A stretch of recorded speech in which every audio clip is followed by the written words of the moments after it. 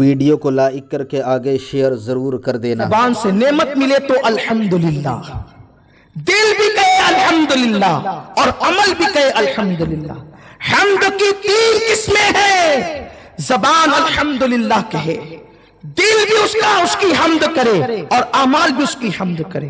ہم بیٹا پیدا ہوتا ہے تو پہلے مٹھائیاں بانٹتے ہیں، حمد کرنے کی فرصت نہیں، اور اگر زبان حمد کرتی ہے دل حمد نہیں کرتا، اور اگر دل حمد کر لے تو عمل حمد نہیں کرتا۔ دیکھیں دولت ملی، کتنی دولت ملی، زنا کے اڈے پہ جا رہے ہیں یہ حمد نہیں ہے، شراب کے اڈوں پہ جا رہے حمد نہیں ہے۔ عمل کا حمد یہ ہے جن چیزوں سے اللہ نے روک دیا اس سے رک جاؤ، الحامدون۔ اور آپ کو ایک بات بتاتا ہوں، قرآن مقدس میں ایک واقعہ ہے، ایک شخص تھا جس کا نام بلعام تھا۔ اللہ نے اس کو وہ نظر دی تھی کہ وہ زمین پہ بیٹھ کے عرش کو دیکھا کرتا تھا، لیکن اللہ نے اس سے نعمتیں چھین لی اور کتے کی طرح اس کی زبان لٹکا دی۔ پورے واقعہ بتانے کا وقت نہیں، پتہ ہے اس کو اس کی نعمت کو زوال کیوں آیا؟ اس لیے کہ اللہ سے جب پوچھا گیا اللہ تو نے اتنی بڑی نعمت دی تھی کہ زمین پہ بیٹھ کے وہ عرش دیکھتا تھا، اس کو اسم اعظم بتایا گیا تھا جو اسم اعظم پڑھ کے فرشتے زمین پہ اترتے ہیں، اور جس اسم اعظم کو پڑھ کے آسمان پہ جاتے ہیں وہ اسم اعظم اس کو یاد کرایا گیا تھا، اور وہ زمین پہ بیٹھ کے عرش دیکھتا تھا، لیکن اس کی زبان کتے کی طرح لٹکا دی اور نعمتیں چھین لی۔ کیوں چھینی؟ اس لیے کہ اس نے ہر نعمت پائی لیکن کبھی اللہ کا شکر ادا نہیں کیا۔ ناشکروں سے اللہ نعمتیں چھین لیتا ہے، اور آج میری قوم اس رستے پہ چل پڑی ہے، اللہ کی دولت پا کر اللہ کی نافرمانی۔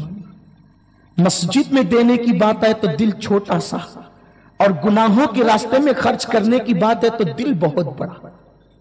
فلموں کے راستے ہیرو کی طرح کپڑے، ہیروائن کی طرح میری بہنیں کپڑے، اللہ نے دولت دی ہے۔ خواتین جب جاتی ہے بازاروں میں، فلاں ایکٹر نے، فلاں ہیروائن نے جو کپڑے فلاں سیریل میں پہنے تھے وہ ہمیں دو۔ نادانوں، میں اپنی بہنوں کو کہنا چاہتا ہوں دولت کے بل پہ اترا کر اللہ کی نافرمانی نہ کرو۔ قدرت دولت دے کر تم سے آنکھیں بند نہیں کرنی ہے، قدرت تمہیں دیکھ رہی ہے۔ ان اللہ کان علیکم رقیبا، نعمتیں پا کر ناشکرا پن مت کرو۔ ہیروائن کی طرح کپڑے نہ پہنو، ہیرو کی طرح کپڑے نہ پہنو، رات کی تاریکی کو آوارگی کی راہ پر نہ لے جاؤ، عیاشیوں کے لیے اپنی زندگی کو وقف نہ کر دو۔ میرا اللہ سب کو دیکھ رہا ہے، اور جب وہ ڈوری کو ٹائٹ کرتا ہے تو دنیا کی کوئی طاقت تمہیں پناہ نہیں دے سکتی۔ وہ رب ہے جس نے نمرود کو لنگڑے مچھر سے ہلاک کیا، وہ رب ہے جس نے فرعون کو دریا میں غرق کر دیا، وہ رب ہے جس نے بڑوں بڑوں کی قبروں کے نشان کو بھی مٹا دیا۔ ہم کب تک گناہ کرتے رہیں گے؟ اس لیے لوگوں یاد رکھو اللہ کا شکر ادا کرو۔ جب اللہ کی نعمت پہ شکر ادا کرتے ہو، میرا اللہ فرماتا ہے لئن شکرتم لازیدنکم، اللہ کی نعمتوں پہ شکر کرو گے تو اللہ نعمت زیادہ عطا فرمائے گا۔ الحامدون، اس کے بعد فرمایا الساحقون، سیر کرنے والے۔ ابن عباس کہتے ہیں اس سے مراد ہے روزہ رکھنے والے۔ جو لوگ مہینے میں کم سے کم 3 روزہ رکھتے ہیں، 13، 14، 15 کے، ان کا شمار ساحقون میں ہوتا ہے، یعنی روزہ رکھنے والوں میں۔ اور روزے کی فضیلت تو آپ سب جانتے ہیں۔ لوگ کہتے ہیں روزہ رکھیں گے تو صحت بگڑ جائے گی، آقا فرماتے ہیں روزہ رکھو صحت مند ہو جاؤ گے۔ ساری دنیا نبی کے خلاف بولے وہ جھوٹی ہے، میرے نبی سچے ہیں، اس لیے کہ ان کے منہ سے جو بات نکلی وہ ہو کی رہی، انہوں نے جو کہہ دیا وہ ہو کر رہے گا۔ اس لیے مہینے کے کم سے کم 3 روزے تو رکھنے چاہیے، ساحقون میں شمار ہوگا۔ اور اس کے بعد فرمایا الراکعون، رکوع کرنے والے۔ مومن کی صفت بیان کی جائے، رکوع کرنے والے۔ یہ رکوع کیا ہے؟ یہ رکوع کیا ہے؟ اللہ نے جب نماز باجماعت کا حکم دیا تو فرمایا وَارْكَعُوا مَعَ الرَّاكِعِينَ، یہ نہیں کہا وَاسْجُدُوا مَعَ السَّاجِدِينَ کہ سجدہ کرنے والوں کے ساتھ سجدہ کرو، بلکہ فرمایا رکوع کرنے والوں کے ساتھ رکوع کرو۔ رکوع وہ عمل ہے جو صرف امت محمدیہ کی خصوصیت ہے۔ امت محمدیہ سے پہلے رکوع اللہ نے کسی امت کو عطا نہیں فرمایا، اور رکوع کی شان یہ ہے جب بندہ رکوع میں جاتا ہے تو اس کے گناہوں کی گٹھری اس کی پیٹھ پہ رکھ دی جاتی ہے، اور جب وہ رکوع سے سر اٹھاتا ہے تو گناہوں کی گٹھری زمین پہ گر جاتی ہے، اور اللہ اکبر جب فرشتے واپس اس گٹھری کو اس کے سر پہ رکھنا چاہتے ہیں تو اللہ ارشاد فرماتا ہے فرشتوں پھینک دو اسے، مجھے حیا آتی ہے، جو بوجھ اس کی گردن سے گر چکا ہے واپس اس کی گردن پر ڈال دیا جائے۔ اللہ اکبر، رکوع کا ذکر خاص طور پر کیا گیا، وَارْكَعُوا مَعَ الرَّاكِعِينَ، اس لیے کہ معبودان باطل کی عبادت قیام کر کے کی گئی، سجدے کر کے کی گئی، لیکن کسی مذہب میں بتوں کی یا معبودان باطل کی عبادت رکوع کے ذریعے نہیں کی گئی۔ اللہ نے رکوع کو اٹھا کر کے رکھا، یہ رکوع کسی کے ذہن میں نہیں آیا۔ آج بھی دیکھ لے باطل مذہب کے لوگ جتنے بھی معبودان باطل کی عبادت اور پرستش کرتے ہیں، یا تو کھڑے رہ کر یا تو سجدہ کر کے، رکوع کر کے کوئی کسی جھوٹے خدا کی عبادت نہیں کرتا۔ رکوع وہ خصوصیات ہے امت محمدیہ کی۔ اور پھر فرمایا الراکعون الساجدون، سجدہ کرنے والے مومنوں کی شان ہے، وہ سجدہ کرتے، اور جب بندہ سجدہ کرتا ہے تو اللہ اور بندے کے درمیان سے سارے حجابات اٹھا دیے جاتے ہیں۔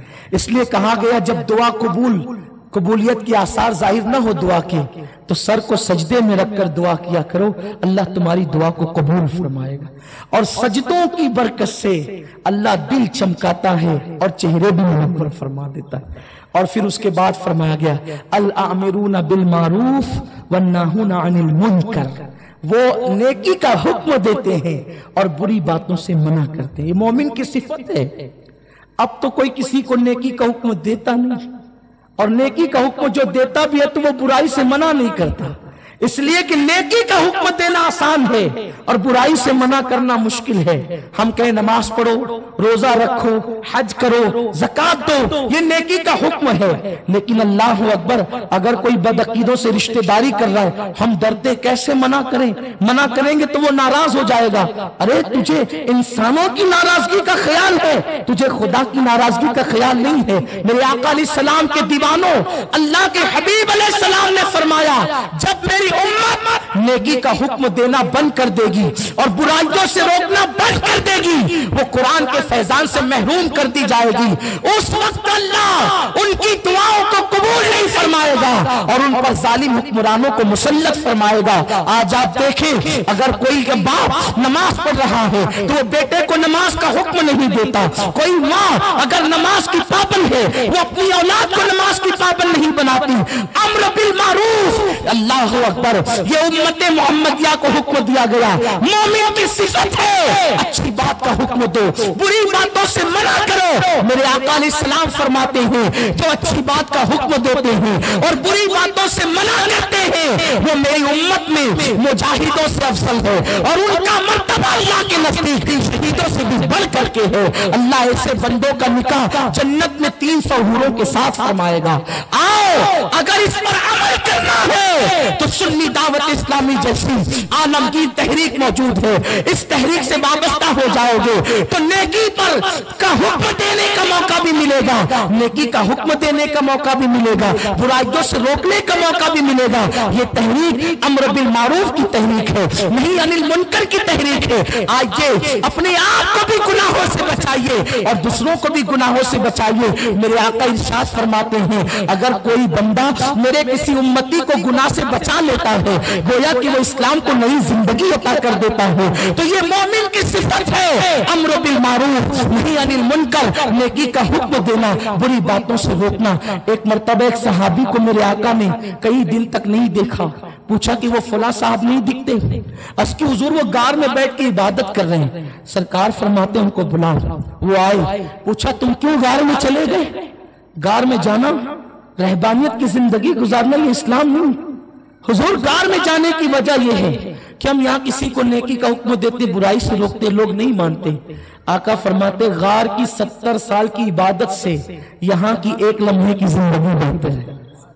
لوگوں کو نیکی کا حکم دو، برائی سے روکو۔ اور سنو اس دور میں تو زیادہ ضرورت ہے، اگر اپنی چیخ سے کسی ایک کا بھی ایمان بچ جائے اپنا بیڑا پار۔ ایک صاحب کا ایک بزرگ کا انتقال ہوا. جب ان کو دیکھا کہ وہ جنت میں، پوچھا آپ جنت میں کیسے چلے گئے؟ تو کہا کہ حضور سے مجھے جو نسبت تھی اس کے صدقے اللہ نے مجھے جنت عطا کی. کہا حضور سے تم کو کیا نسبت تھی صلی اللہ علیہ وسلم؟ فرمایا کہ جو نسبت چرواہے سے کتے کو ہوتی ہے وہی نسبت مجھے میرے رسول سے تھی. کہا مطلب یہ کہ جب چرواہا بکریاں چراتا ہے، اس کی بھیڑیں چراتا ہے، تو اس وقت وہ کتا پالتا ہے، چرواہا کتا پالتا ہے. تو چرواہا درخت کے نیچے بیٹھا ہوتا ہے، لیکن بھیڑیا یا شیر اور درندے جب آنے لگتے ہیں تو کتے کو ان کی بو آتی ہے، تو بکریاں ادھر ادھر ہوتی ہے تو کتا بھونکنے لگتا ہے. تو اس کے بھونکنے کی آواز سن کر بکریاں دوڑ دوڑ کر اپنے مالک کے پاس آ جاتی ہے اور وہ بھیڑوں سے اور درندوں سے بچ جاتی ہے. تو وہ بزرگ کہتے ہیں کہ میرے آقا قبر انور میں آرام کر رہے ہیں اور یہ امت بھولی بھالی میرے مصطفیٰ کی بکریاں ہیں. تو جب لوگ دین کا چولا پہن کر ان کا ایمان لوٹتے تھے تو ہم چیخ چیخ کر کے پبلک کو بچاتے تھے، اے لوگوں یہ مت کرو، ان کے قریب مت جاؤ، ان کے قریب مت جاؤ، ایسا نہ کرو. اس طرح سے ہم ایمان بچاتے تھے. الحمدللہ یہ نسبت کام آ گئی اور اسی کے صدقے اللہ نے ہمیں جنت میں پہنچا دیا. تو لوگوں یاد رکھو، اللہ نے آواز دی ہے، اللہ نے طاقت دی ہے، اللہ نے زبان دی ہے، حق بولو. اگر اپنی وجہ سے کسی کا ایمان بچ گیا تو دنیا میں بھی بیڑا پار ہے.